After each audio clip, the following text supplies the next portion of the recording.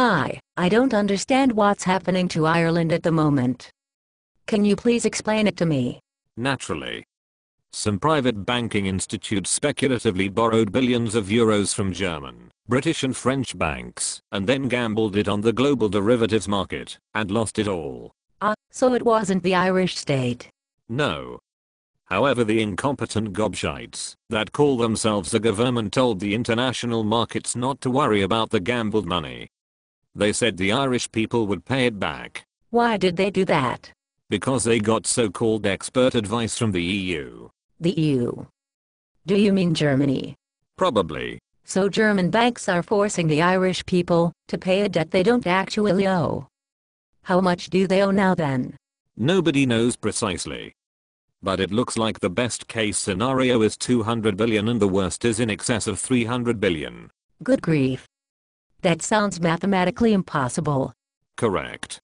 When you consider the compound interest on that, it is in reality a perpetual debt. The country has been conned. So it has nothing to do with the personal debt of the sovereign Irish people then? No. They are still repaying their own personal debt. The problem is that the government stapled the debt of a private bank to them without asking. Good grief. I bet they're angry. They will be when this season's X Factor is finished. I see. Are there any solutions? Of course. Force the government out of office for dereliction of duty, and then force the new government to tell the ECB and the IMF to stick their bailout where the sun doesn't shine. Tell them that the Irish people are not falling for the perpetual debt trick that has befallen many a third world country. But what about the euro?